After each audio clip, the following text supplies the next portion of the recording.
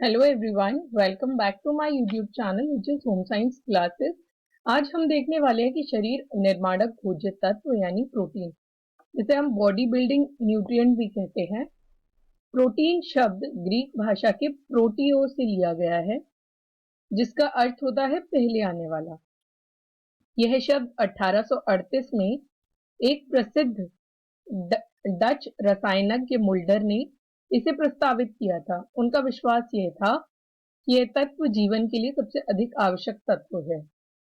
सभी जीवित पदार्थों, वनस्पति, जंतु, यहाँ तक कि अणुजीवों में भी यह प्रोटीन की उपस्थिति होती है। शरीर की सभी कोशिकाओं तथा पित्त एवं मूत्र को छोड़कर प्रोटीन सभी में उपस्थित रहता है। प्रत्येक कोशिका के द्रव विहीन भार का आधे से अधिक भाग जो है वो प्रोटीन के रूप में होता है। यह प्रोटीन एक एंटीबॉडी, हार्मोन एवं एंजाइम के रूप में रहता है हमारी बॉडी के अंदर। अब हम देखते हैं कि प्रोटीन की रासायनिक संरचना व संगठन।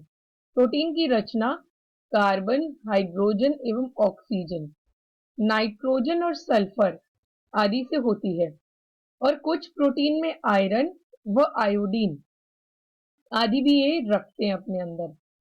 कुछ प्रोटीन के अणुओं में फास्फोरस की उपस्थिति होती है। प्रोटीन में नाइट्रोजन की उपस्थिति प्रोटीन को अब कार्बोहाइड्रेट व वसा से अलग करता है। प्रोटीन में जो नाइट्रोजन एवं सल्फर की उपस्थिति होती है, जिसकी वजह से ये हाइड्रोजन एवं वसा के संगठन से खुद को अलग बनाता है। प्रोटीन के अणु का आकार जो है वो बड़ा होता है। इसका निर्माण कई सरल इकाई पदार्थ, जिन्हें हम अमीनो एसिड कहते हैं, के मिलने से होता है। प्रोटीन की जो सबसे सरलतम इकाई होती है वो अमीनो एसिड कहलाती है। नाइट्रोजन की मात्रा जो है इसमें 13 से 20% तक पाई जाती है। Amino acid amino acid protein की इकाई कहलाती है। प्रत्येक प्रोटीन में एक कार्बोक्सिल समूह होता है यानी COOH, और इसी को हम अम्लीय समूह कहते हैं।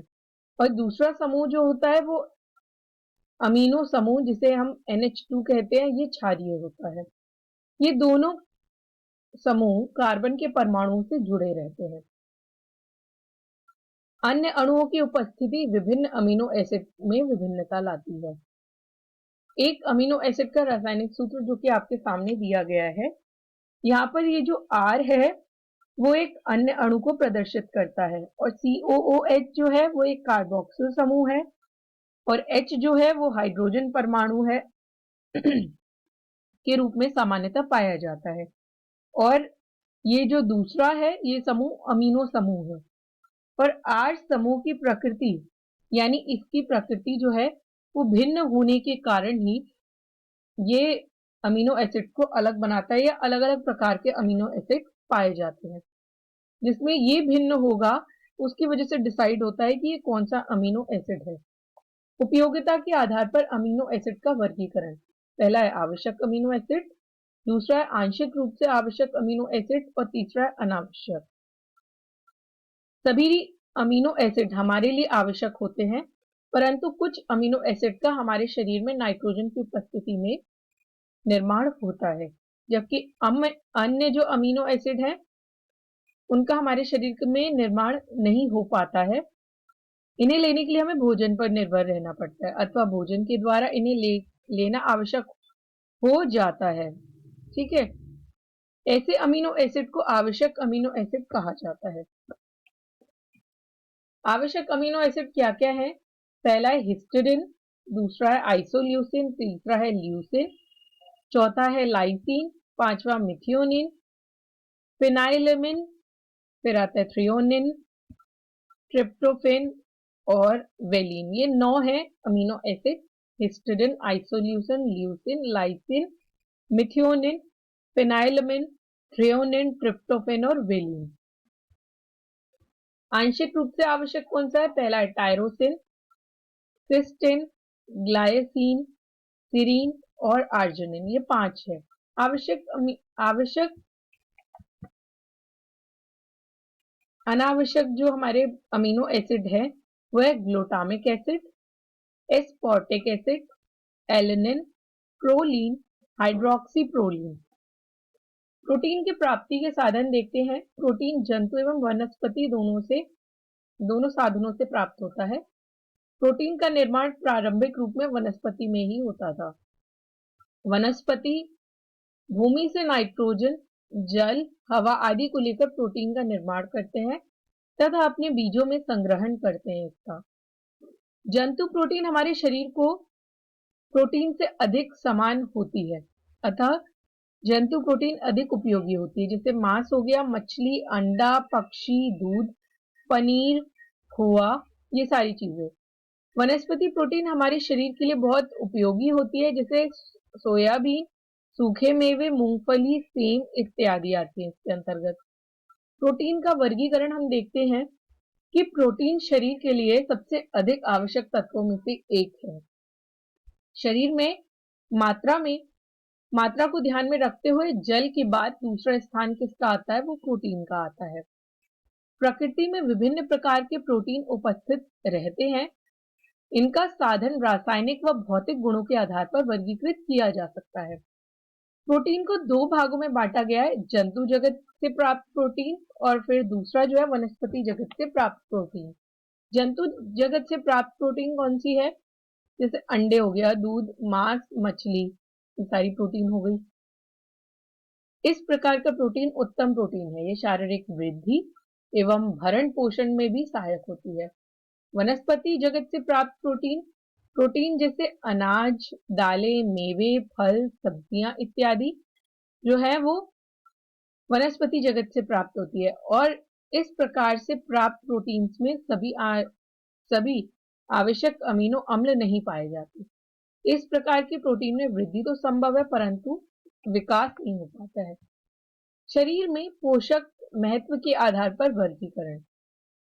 प्रोटीन व शरीर में महत्व अर्थात शरीर को जीवित रखने और निर्माण तथा शरीर को सुरक्षित रखने के गुण के आधार पर प्रोटीन को 3 वर्गों में फिर वर्गीकृत किया जाता है। इसमें उपस्थित आवश्यक अमीनो एसिड की संख्या व मात्रा पर निर्भर किया जाता है। पहली आती है पूर्ण प्रोटीन, दूसरी आती है आंशिक रूप से पूर्ण प्रोटीन और फिर आती है अपूर्ण प्रोटीन। पूर्ण प्रोटीन क्या होती है, शरीर के लिए आवश्यक सभी अमीनो एसिड ठीक मात्रा में उपस्थित होती है, तो यह प्रोटीन को पूर्ण प्रोटीन हम कहते हैं। यह प्रोटीन शरीर को जीवित रखने के लिए, ठीक तरह से वृद्धि करने के लिए, सुरक्षा आदि में पूर्ण सहायक होती है। ऐसी प्रोटीन को उच्च जैविकीय मूल्य यानी हाई बायोलॉजिकल वैल्यू की प्रोटीन भी कहते हैं। पूर्ण प्रोटीन को इसमें आता है दूध, अंडा, विभिन्न प्रकार के मांस, मछली आदि की प्रोटीन पूर्ण होती है। कुछ वनस्पति में भी पूर्ण प्रोटीन होती है, जैसे सोयाबीन, ये एक विशेष प्रकार की प्रोटीन है, और मेवे की प्रोटीन। आंशिक रूप से पूर्ण प्रोटीन, यदि प्रोटीन में आवश्यक अमीनो एसिड की संख्या व मात्रा कम होती है तो ऐसे प्रोटीन को हम आंशिक रूप से पूर्ण प्रोटीन कहते हैं। यह प्रोटीन शरीर को जीवित रखने में तो सहायक होती है पर शरीर की वृद्धि व सुरक्षा ठीक तरह से नहीं हो पाती है। जैसे गेहूं की जो होती है ग्लाइडिन प्रोटीन इस वर्ग के अंतर्गत आती है। अन्य अनाज, दालें, मटर, सेम आदि में भी प्रोटीन इसी वर्ग के उदाहरण होते हैं। सामान्य अवस्था में सामान्य क्रियाशीलता के साथ एक प्रौढ़ व्यक्ति इस वर्ग की प्रोटीन को उचित मात्रा में लेकर अपने आप को पूर्ण स्वस्थ रख सकता है। अपूर्ण प्रोटीन, इस प्रोटीन की कोई आवश्यक अमीनो एसिड उपस्थित नहीं होता इसके अंतर्गत, और यह प्रोटीन किसी भी ढंग से सहायक नहीं होती है। यह प्रोटीन न तो शरीर की वृद्धि करती है, न टूट-फूट की मरम्मत कर पाती है और न ही शरीर की सुरक्षा कर पाती है। इसलिए इन प्रोटीनों पर निर्भर रहकर शरीर जीवित भी नहीं रह पाता है। जैसे कि मक्के की जीन प्रोटीन, ठीक है, या जेलेटिन फलों की प्रोटीन इस वर्ग का विशेष उदाहरण है। जेलेटिन जो होती है वो बिल्कुल जो पके हुए फल होते हैं बिल्कुल मीठे, उनमें पाया जाता है। ये फलों की जेली बनाने के लिए काम आता है। रासायनिक संगठन के आधार पर वर्गीकरण हम देखते हैं। 3 भागों में बांटा गया है प्रोटीन को, साधारण प्रोटीन, संयुग्मी प्रोटीन और व्युत्पन्न प्रोटीन। साधारण प्रोटीन क्या होती है, इस प्रोटीन का निर्माण केवल अमीनो एसिड के द्वारा ही होता है तथा ये जो है प्रोटीन जल अपघटन के पश्चात सिर्फ अमीनो एसिड में ही विभक्त होते हैं। अंडे की एल्ब्यूमिन प्रोटीन, रक्त की ग्लोबिन प्रोटीन, ग्लोबुलिन जिसे हम कह सकते हैं, और गेहूं की ग्लूटेन प्रोटीन, वह ग्लाइडीज मक्के की जीन, त्वचा व बाल के कोलेजन व कैरेटिन, ठीक है, और इस वर्ग के अंतर्गत आती है ये प्रोटीन। संयुग्मी प्रोटीन में क्या है, अमीनो एसिड के अतिरिक्त दूसरे पदार्थ भी इसमें उपस्थित होते हैं, जैसे न्यूक्लियोप्रोटीन, ग्लाइकोप्रोटीन, फॉस्फोप्रोटीन, हीमोग्लोबिन प्रोटीन और लाइकोप्रोटीन। अब इसके बारे में पढ़ते हैं एक बार। न्यूक्लियोप्रोटीन में न्यूक्लिक एसिड जो होता है वो प्रोटीन के साथ उपस्थित होता है। ग्लाइकोप्रोटीन में जो है कार्बोहाइड्रेट में उपस्थित होता है, जैसे कि म्यूसिन। ग्लाइकोजन जो होता है ना, वही ग्लाइकोप्रोटीन कहलाएगा। इसका उदाहरण जो है वो एक म्यूसिन है। फॉस्फोरस प्रोटीन में फॉस्फोरस उपस्थिति होती है फॉस्फोप्रोटीन में, जैसे कि दूध की केसिनोजिन और अंडे की ओवोवाइटेलिन यानी एग योग वाली प्रोटीन जो होती है जम जाती है। हीमोग्लोबिन प्रोटीन के साथ आयरन होता है या लोहा होता है की उपस्थिति होती है। इसका उदाहरण होता है रक्त का हीमोग्लोबिन। लाइपोप्रोटीन में क्या होता है, वसा की उपस्थिति होती है, ठीक है। व्युत्पन्न प्रोटीन जिसे हम ड्राइव प्रोटीन भी कहते हैं, प्रोटीन का एंजाइम की क्रिया से अथवा जलीय विश्लेषण के विच्छेदन होकर प्रोटीन का निर्माण होता है, वो व्युत्पन्न प्रोटीन कहलाती है। इसके भी दो उदाहरण है। प्राथमिक व्युत्पन्न प्रोटीन, क्रिया के पश्चात बहुत कम अंतर आता है, जैसे अम्ल, क्षार, ताप, हवा की क्रिया से प्रोटीन में परिवर्तन। जमे हुए दूध की प्रोटीन, जमे हुए रक्त की प्रोटीन, उबले हुए अंडे व मांस की प्रोटीन, ठीक है। ये अम्ल व क्षार की क्रिया से बनी हुई प्रोटीन, इस प्रकार की प्रोटीन आती है। यानी जमे हुए दूध की प्रोटीन जैसा कि पनीर हो जाएगा इसमें। जमे हुए रक्त की प्रोटीन जो हमारा थक्का जम जाता है वो प्रोटीन। उबले हुए अंडे में जैसे देखिए आपने देखा होगा एग योग जो होता है वो जम जाता है, बॉईल किया जाता है, जब उस एग को कट करते हैं तो वो एग योग जो है वो पूरा जम जाता है। मांस, मांस को भी गर्म करने के बाद वो जमने लगता है। द्वितीयात्मक व्युत्पन्न प्रोटीन, इसमें क्या है, पाचक एंजाइम की क्रिया से परिवर्तन के बाद प्रोटीन बनती है, वह द्वितीयात्मक प्रोटीन कहलाती है, ठीक है। जैसे कि प्रोटीन की क्रिया के दौरान प्रोटियोजेस, पेप्टोन्स और पॉलीपेप्टाइड व पेप्टाइड, इस प्रकार की प्रोटीन बनती है, क्योंकि जब हमारे पेट में जाता है तो क्रिया करके ऐसे ही रूपों में उसको तोड़ने का कार्य करता है, ठीक है। उसके बाद ये पेप्सिन क्रिया करता है, उसके बाद इसमें प्रोटीन को तोड़ने का काम करता है। प्रोटीन के अणु क्या क्या है, जल में घुलनशील होते हैं, जैसे दूध की केसीन होती है, अंडे की एल्ब्यूमिन होती है, रक्त की प्लाज्मा प्रोटीन होती है। कुछ प्रकार की प्रोटीन पानी में अघुलनशील होती है, जैसे वनस्पति प्रोटीन होती है और मांस की प्रोटीन, जो कि पानी में कभी नहीं घुलती। गर्म करने अथवा अम्ल की क्रिया से जम जाती है, कोएगुलेट हो जाती है, जैसे कि मैंने अभी बताया था।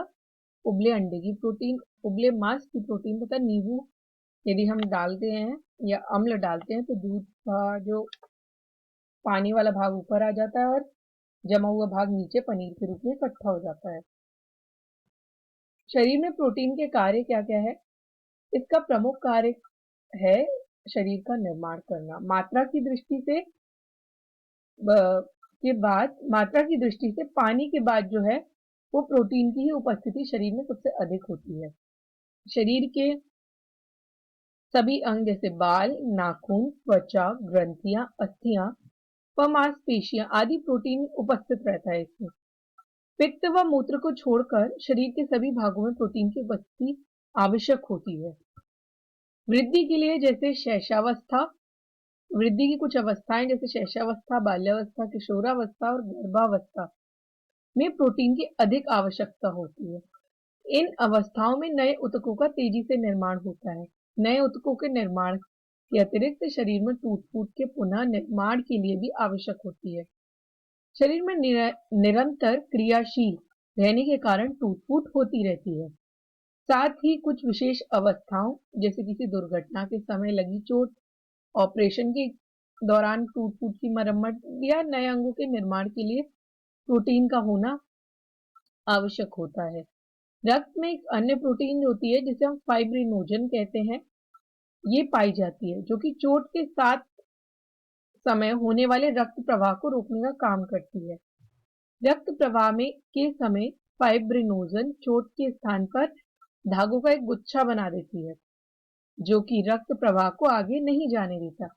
अनावश्यक यौगिकों का निर्माण हार्मोन्स जैसे इंसुलिन, एपिनेफ्रिन और थायरॉक्सिन प्रोटीन निर्मित होते हैं। सभी एंजाइम प्रोटीन निर्मित होते हैं परंतु सह एंजाइम विटामिन द्वारा संयुक्त होते हैं। रक्त में पाया जाने वाला पदार्थ जो होता है हीमोग्लोबिन प्रोटीन पर आधारित होता है। आंख में पाया जाने वाला पदार्थ जो होता है वो रोडोप्सिन होता है जो कि दृष्टि में सहायक होता है। ट्रिप्टोफैन, नियासिन अग्रगामी की तरह काम करते हैं। मस्तिष्क में सेरोटिन की तरह काम करते हैं। टायरोसिन एपिनेफ्रिन की तरह काम करते हैं। पानी का संतुलन जो है उसको नियंत्रित करता है। प्रोटीन कोशिकाओं के दोनों ओर द्रव का स्तर निश्चित रहे, यह संतुलन रक्त में प्रोटीन और इलेक्ट्रोलाइट्स के द्वारा बनाए रखा जाता है। रक्त में प्रोटीन उपस्थित कण रक्त वाहिनियों की दीवार द्वारा बाहर नहीं आ पाते हैं। वहां से परासरण दबाव डालते हैं जिसे परासरण विधि द्वारा द्रव पुनः संचार में आ जाता है। अतः कोशिका स्थान में द्रव एकत्रित होने लगता है। ऊतक स्पंजी हो जाते हैं और यह स्थिति क्या कहलाती है? ओडीमा या एडीमा कहलाती है। मुख्यतः प्रोटीन की कमी के द्वारा शरीर में खून की कमी हो जाती है जिसकी वजह से पानी जो है वो अत्यधिक एकत्रित होने लगता है। तो जो ऊतक होते हैं वो स्पंजी हो जाते हैं क्योंकि उनमें पानी भर जाता है। ओडीमा जो होती है वो एक तरह की सूजन आ जाती है हमारी बॉडी में।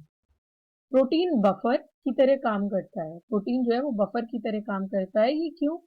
क्योंकि ये अम्ल एवं क्षार दोनों को करने की क्षमता होती है इसमें, उसका संतुलन बनाए रखता है। अम्ल या क्षार जमा होने से रोकता है, पहली बात। दूसरा है कि शरीर का पीएच मान जो है ये मूल्य को स्थिर बना के रखता है और कोशिकीय चयापचय के लिए भी आवश्यक होता है। प्रतिरक्षी कोशिकाओं का निर्माण एंटीबॉडी जो कि शरीर के संक्रामक इत्यादि की रक्षा करती है, स्वयं प्रोटीन निर्मित करती है।